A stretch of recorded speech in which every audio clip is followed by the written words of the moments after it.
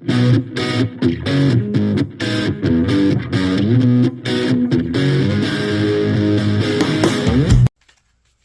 good, YouTube? It's your boy Matt of Pig and Matt here.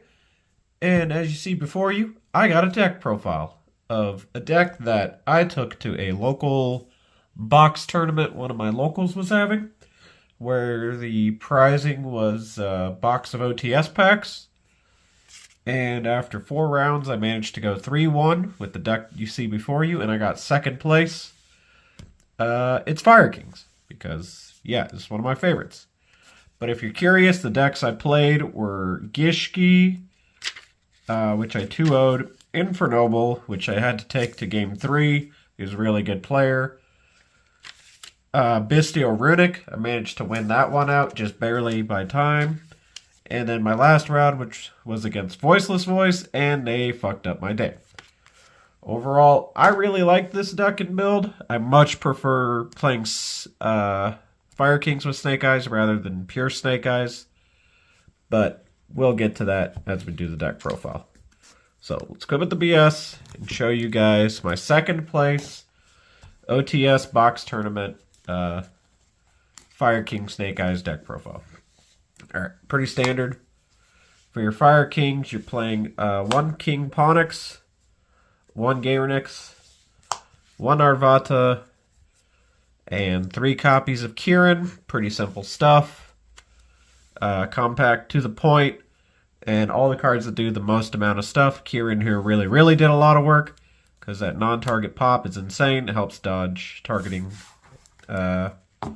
negation, and all that stuff. Alright, for your Snake Eyes, I did a really small package. I just did 3 Ash, 1 Oak, 1 Popular. Maybe you could play 2 Popular, but I think 1 was kind of enough, because I didn't play too many things to search with this. Oak is really great if they ever banish your guy. I also only played 1 Flumberge, because it's not really focused around him. It's more the Fire Kings doing stuff, and this just being really fucking good. As well as just 1 copy of Diabellstar, the Black Witch. I didn't really think I needed multiples in this version, because I wanted to focus more on Fire King plays, and she just kind of is a really good starter. I just kind of also kept the package pretty simple, as well as a lot of my hand trap choices, which we're getting to right now, of 3 copies of Nibiru, 3 copies of Effect Veiler, did really good today. And 3 copies of Ash Blossom, and Joyous Spring is the last monster in the deck. Yeah, they could Hina this, and it did happen, but at the same time, card could do a lot. But if you don't want to play this, you could just play Ghost Bell instead, or you could even play Ghost Mourner, but I opted to still stick with Ash because the local in question that I was playing at today has a fair amount of Rogue more often than not, and Ash generally covers a lot of those matchups. Same thing with Nibiru. Alright, that's the monster count. Now on to the spells. For my Fire King spells, I played 1 Island, 1 Sanctuary, and then I opted for 1 copy of Circle. I always got pissed off in a lot of the other builds with this deck, because people would just play this, and I wanted another target for Ponix. So I opted to play the Circle, which is really good, because it's also kind of like another Kieran. It can bring back your Flumberge, or in one case I brought back a Promethean Princess with this. So yeah, this card is insanely good. And I enjoyed playing it. And then for the Wanted package, of course, your 3 Wanteds. I opted personally for 2 copies of the Sinful Spoils Snake Eye. You could play the field spell. I didn't want to. This is a Fire King deck, and cards I could add off Ponix, I just much preferred to add this. But I often sided one out anyway. And then, of course, because of playing such a small package, you just have 3 bonfires to, you know, justify getting them.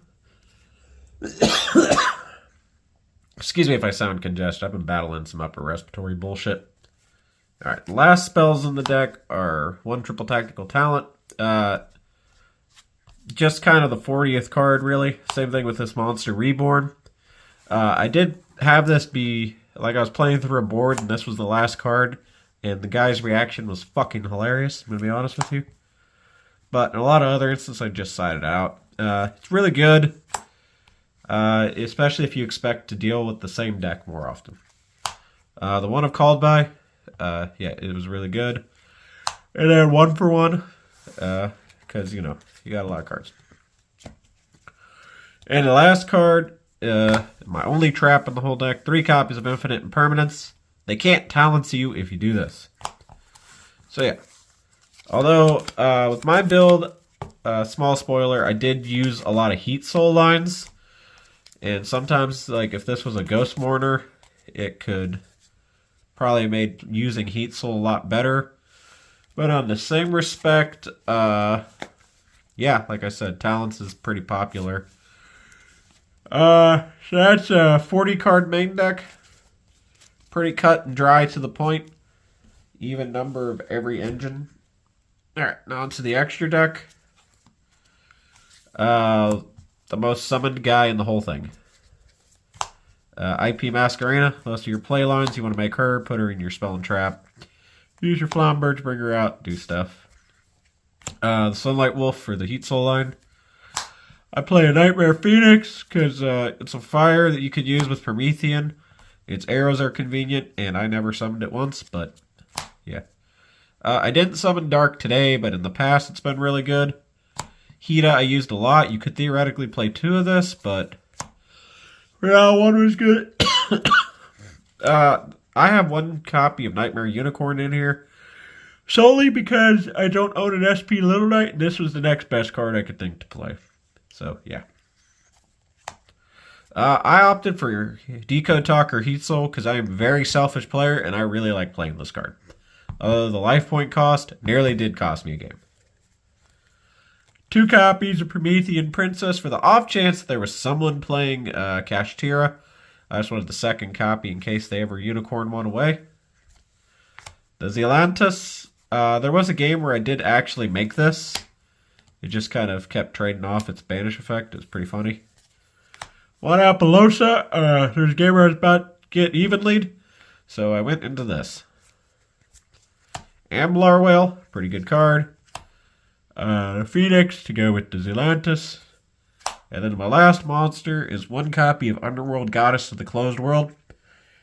It's a good IP thing, and it kind of outs a lot of unoutable monsters. So I just wanted to play the White Woman. That's the extra deck. There's a couple changes that could be made, but the biggest one would be if you have Little Knight, play that over the Unicorn. On to my side deck, because this was fucking terrible, but it functioned. Because I just played 5 cards.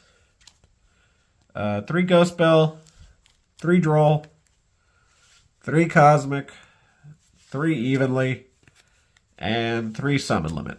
The line of thinking is really simple. You swap your hand traps for ones that are specifically good in that matchup. This card outs a lot of boards. It's the only real decent Floodgate I could think of off the top of my head. And Cosmic was just my particular back row choice. Usually I would do like a Duster or whatever, but I wasn't sure like if Runic or something was going to get played. And I did play against Bestial Runic, so yeah. But I just was really simple about it because I wasn't sure what I was going to run into. So yeah, there you have it. My second place Fireking Snake Eye deck profile. Some closing thoughts are, I love this deck. I much prefer this version in comparison to like pure Snake Eyes. But there's a lot of points to merit with both of them. If you like what you see, tell me what you think in the comment section down below. Any changes that you like to do for your own build and all that jazz. And this is Meh, Pig and Meh, signing out.